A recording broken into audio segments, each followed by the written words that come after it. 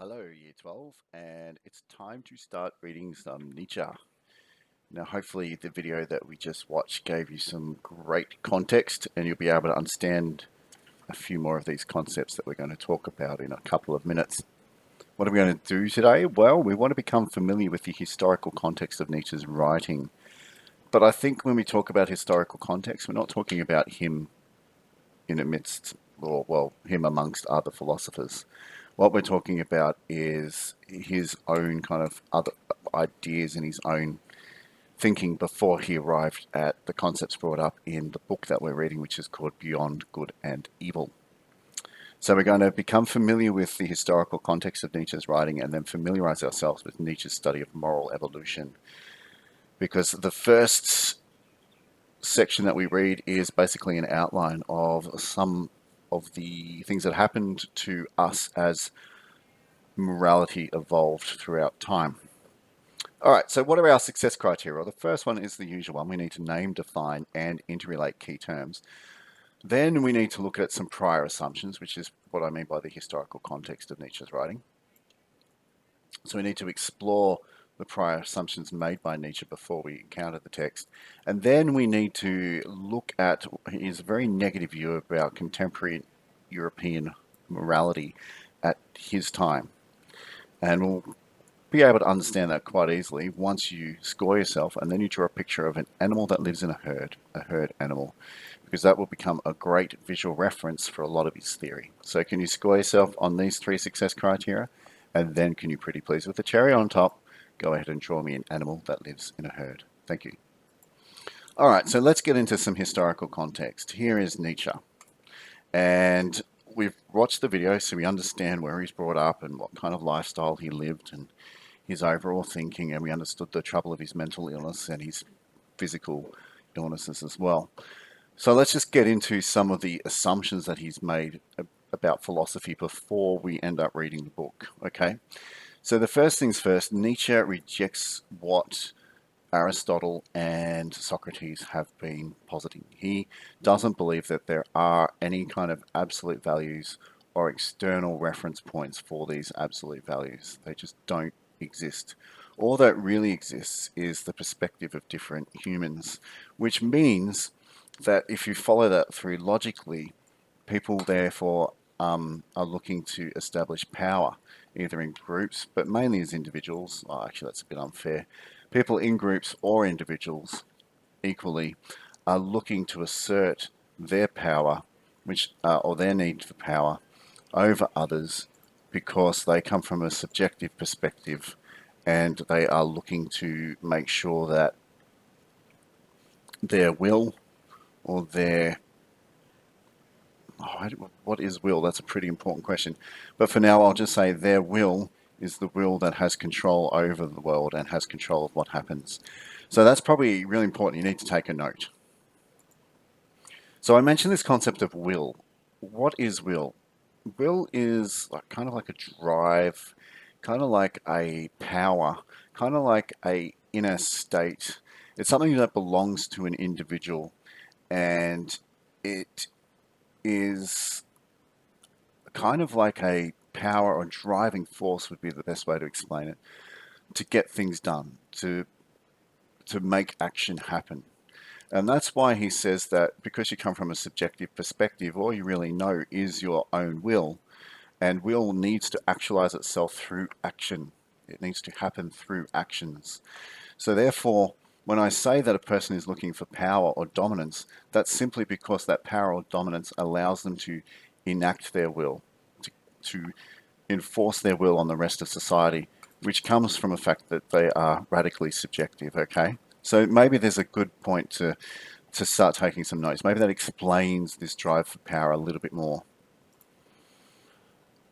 Right, so if we have this will and we seek to impose it on others, and that's why we have a drive for power, morality in general is a tool used by those that have managed to impose their will on others or have power, or the dominant class or the dominant group or the dominant person. Morality is a tool used to exercise that will. that really needs to be taken down. You need to write that down. Morality is nothing but a tool in a person's arsenal which they can use to impose their will on others. Take a note. But as we read along, a lot of people tend to confuse morality with facts.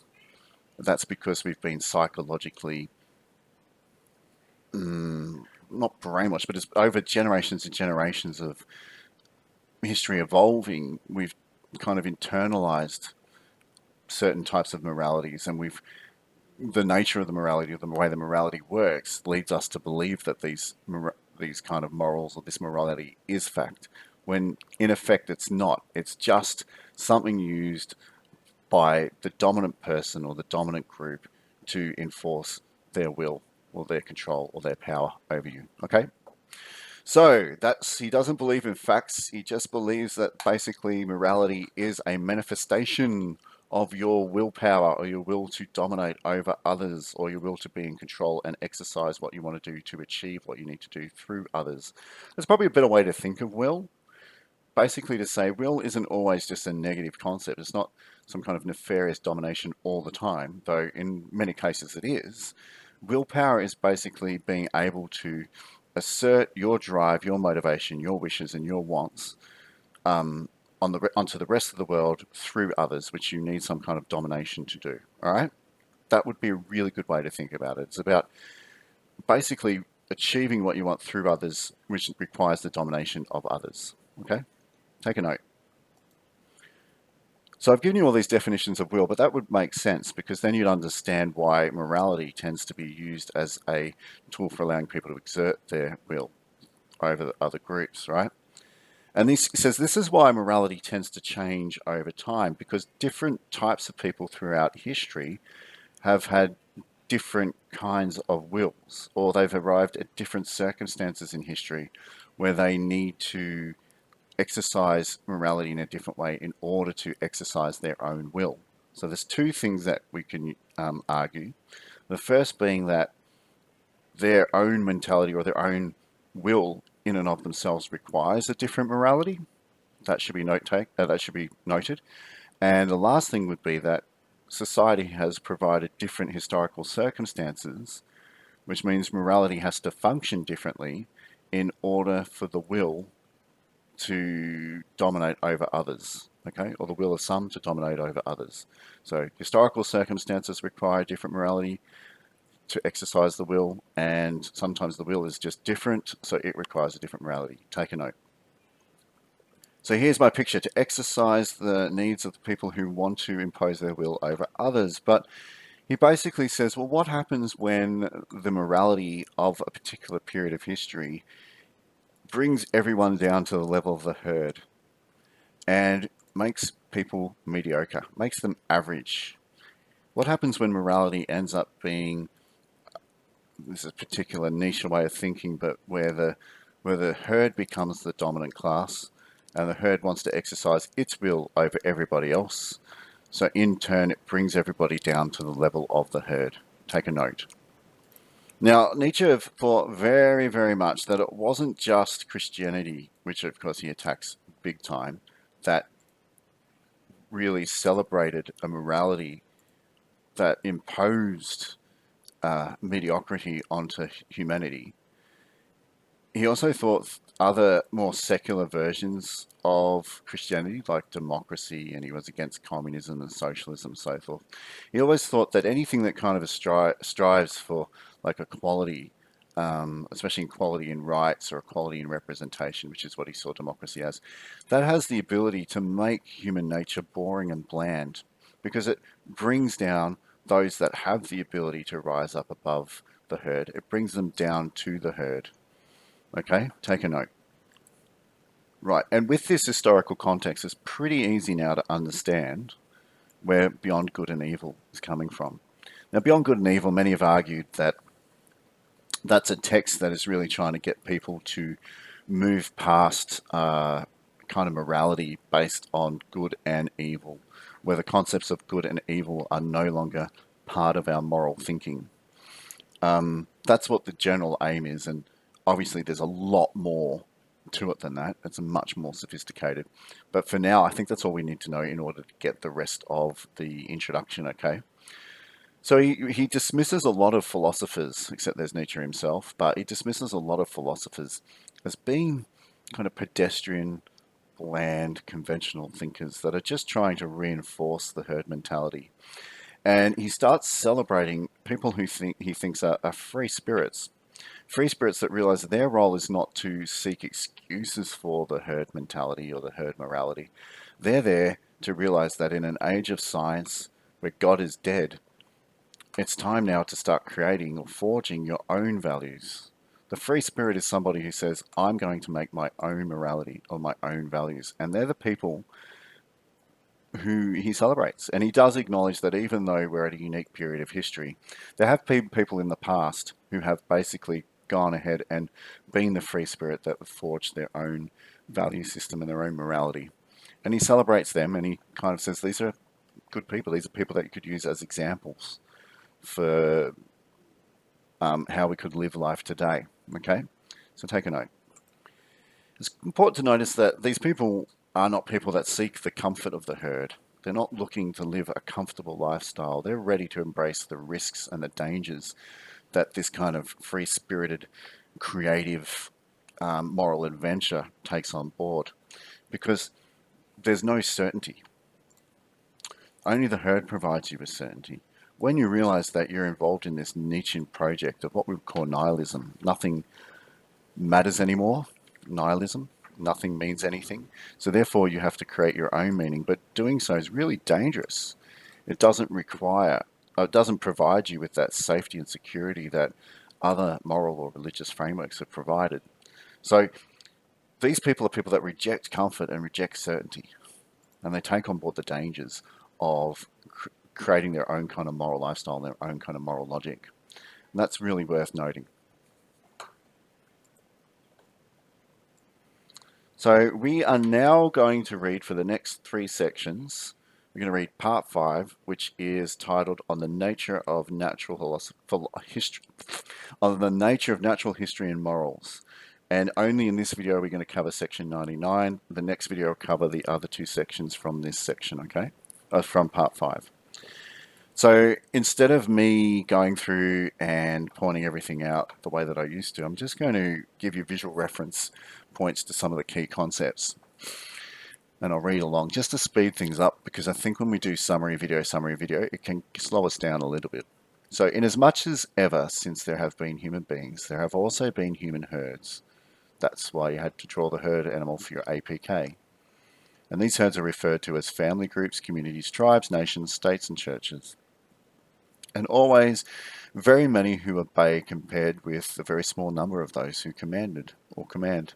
Considering that is to say that hitherto, which means in the past, nothing has been practiced and cultivated amongst men better or longer than obedience. And that's why I have a little visual sentence here. Cultivation of human obedience. Why did I do this? I thought it would be good to have a visual reference for what he's saying, because that is such a key point. He believes that throughout history, this has been the norm. We have been practicing situations where people have been cultivated or slowly conditioned to become like slaves, obedient slaves. And he thinks that is the natural, that is the predominant theme of history in the past. So time to take a note. So he says, among men better or longer than obedience. It is fair to suppose that as a rule, a need for it is now innate. So innate means born within us, but he doesn't mean it's actually born within us. It's just using this kind of metaphorically. Is by now innate as a formal conscience. So he's basically saying this is a really abstract philosophical term, but for now, it means more than this. But for now, we'll just say it's like some kind of ingrained thing that we are just aware of. Okay? So by now, an innate as a kind of formal conscious which commands. So in other words, he's saying this assumption or the need for rule has become an inner part of our awareness. That's what he's really saying, which commands, thou shalt unconditionally do this, unconditionally not do. In short, thou shalt.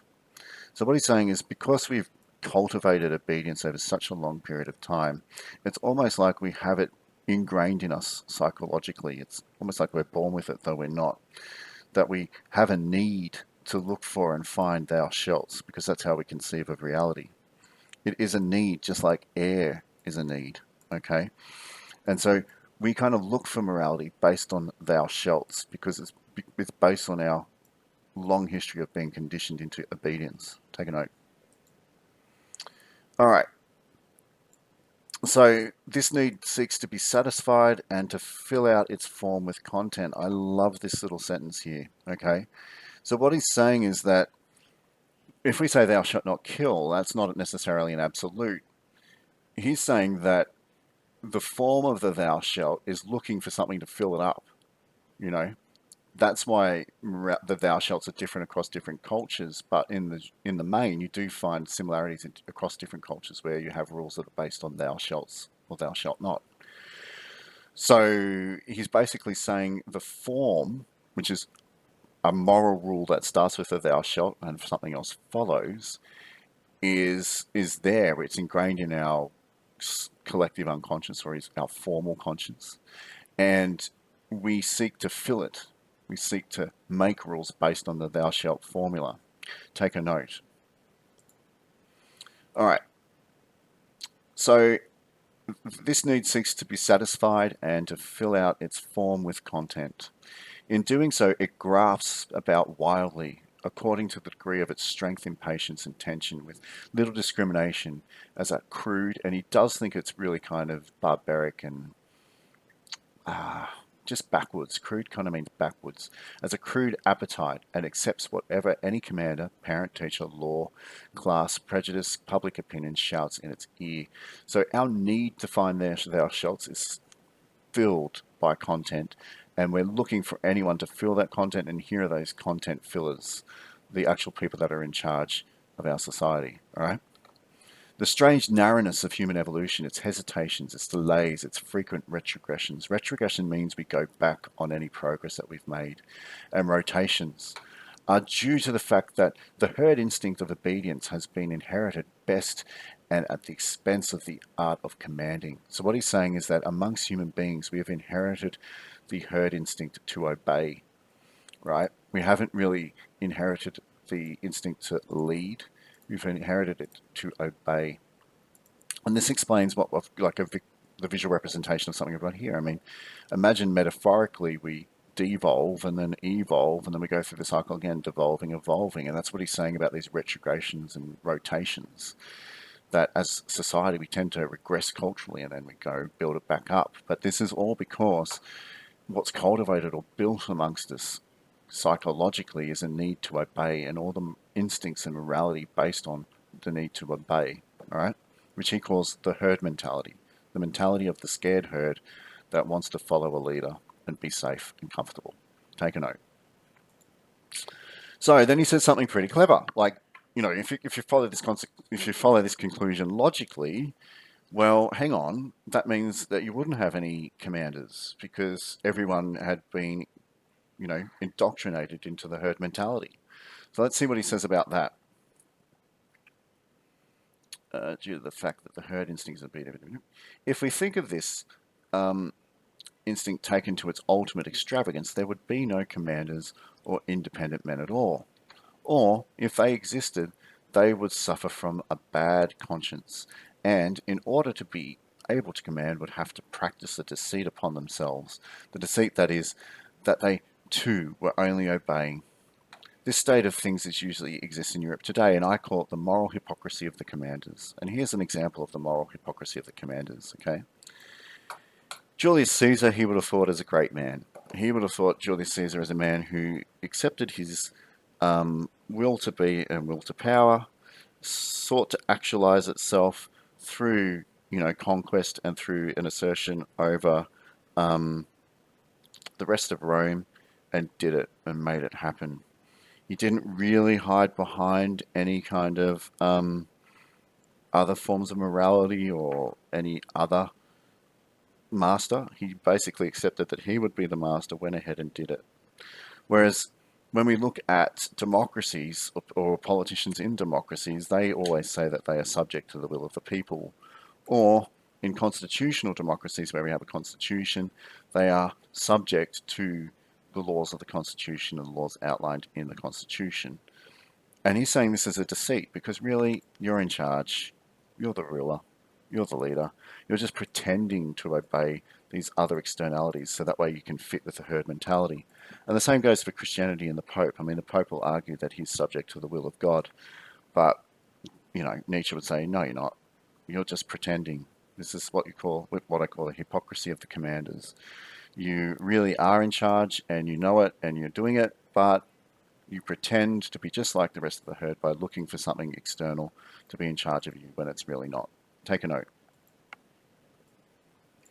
So let's read and see what he calls these examples, all right? He says, I call it the moral hypocrisy of the commanders, of defending themselves against their bad conscience other than to pose as executors of more ancient or higher commands, commands of ancestors, of the constitution, of justice, or the law, or even God. So there you go.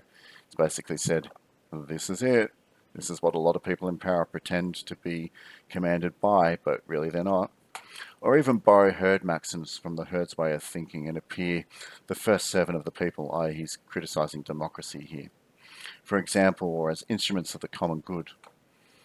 When he says this, basically you're pretending for something to be in charge of you. You're obeying the herd mentality of obeying something, but you're not really. You're just deceiving yourself. Okay?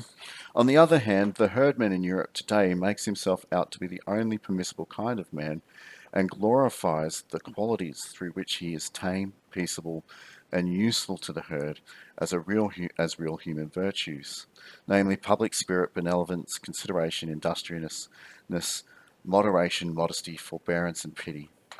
In those cases, however, in which leaders and bellwethers are thought to be indispensable, there is attempt after attempt to substitute for them and adding together of clever herdmen. So what he's basically saying is that when you see leaders who we think to be indispensable, in modern Europe today, we tend to think what we can do instead is we can get rid of these indispensable leaders and start replacing them with objects or things designed by clever men that can replace them. I think you should take a note. So he says there's an attempt to abolish the necessary, indispensable leader with a device or a thing created by the clever herdman. And here's his example. This, for example, is the origin of all parliamentary constitutions. So the constitution is an object created by a clever herdman.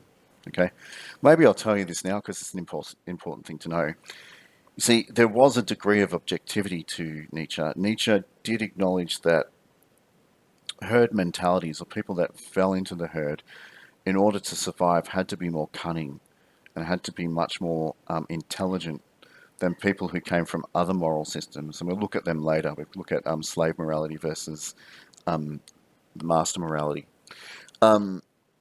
So he does acknowledge that the herd and the condition of the herd and the morality of the herd makes you more clever than, say, you would be if you were an aristocrat.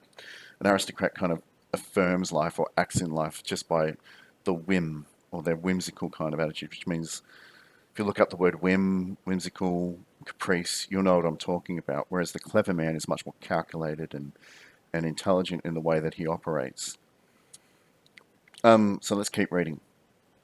All this notwithstanding, what a blessing, what a release from a burden of becoming intolerable the appearance of an unconditional commander is for this herd animal European. The herd animal European. The effect produced by the appearance of Napoleon is the latest great witness. The history of the effect of Napoleon is almost the history of the higher happiness this entire century has attained in its utmost valuable men and moments.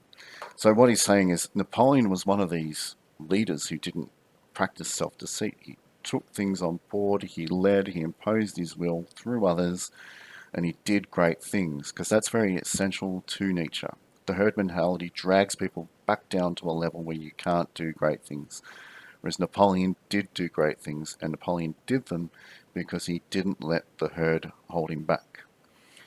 Alright, so what have we achieved today? Let's have a look. We've become familiar with historical context of Neitzsche, definitely.